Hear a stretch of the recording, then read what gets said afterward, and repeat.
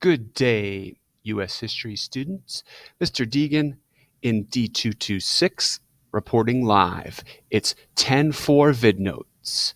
Let's write down the learning target now. Write this down. I will understand the Cuban Missile Crisis and the fears of communism within the U.S. This is during the Cold War. This is during the 50s and the 60s. It was the Cuban Missile Crisis fight. Nuclear weapons were the threat. And this U.S. Senator, Joe McCarthy, he scared everyone with communism. First, the U.S. versus Cuba. Cuba was the site of a Cold War confrontation, meaning showdown, in 1962. And here is Cuba, south of Florida in the Caribbean Sea. Castro turns Cuba communist. Fidel Castro, here he is, led a communist revolution that took over Cuba in the late 1950s. Many Cubans fled to Florida and later attempted to invade Cuba and overthrow this man, Castro. It was called the Bay of Pigs invasion. And the Bay of Pigs was a body of water located right here in this white circle, and the Bay of Pigs invasion failed. The Cuban Missile Crisis happens shortly after. In 1962, the Soviet Union stationed missiles in Cuba, instigating, meaning sparking, the Cuban Missile Crisis. President Kennedy ordered the Soviets to remove their missiles, and for several days, the world was on the brink of a nuclear war. On one side, you had JFK in the United States. On the other side, you had the communists, Castro, and the Soviet leader, Nikita Khrushchev.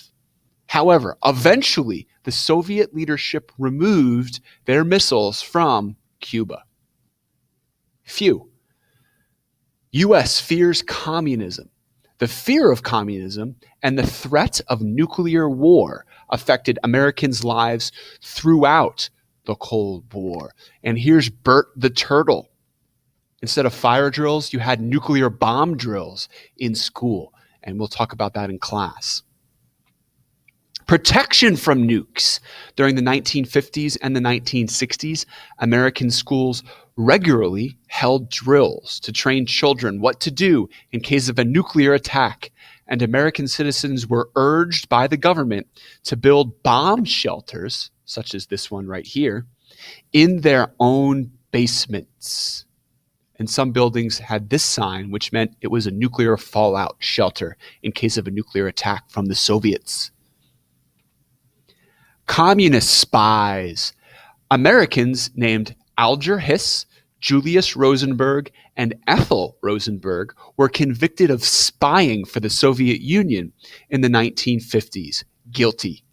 Also, the Soviets constructed a nuclear weapon using American secrets, this is true, that they stole by spying. These events increased Americans' fears of communism. And here you see the three spies that were Americans spying for the Soviets, Hiss and the Rosenbergs, who were found guilty, and they actually were executed for their spying, as you see in this newspaper article. McCarthyism. U.S. Senator Joseph McCarthy, here he is, used Americans' fears of communism to his advantage. How sick. McCarthy recklessly accused U.S. government officials of being communists without having any evidence to support it. His actions inspired the phrase McCarthyism, which is the making of false accusations based on rumor or guilt by association. This man created the Red Scare, paranoia, as you see by this poster.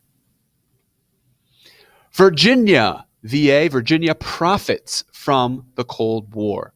The large military expenditures, meaning costs, during the Cold War benefited Virginia's economy more than any other state. Hampton Roads made money because of the naval and air bases there. And there's the Naval Station Norfolk in the 757.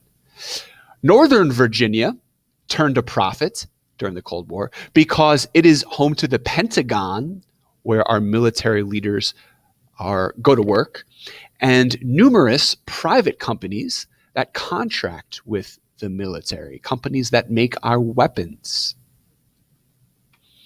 And that is it. 10-4 is complete. Almost. Please write 2 questions down and then take the 10-4 Canvas quiz that is living on your Chromebook right now. And until next time, this is Mr. Deegan signing off.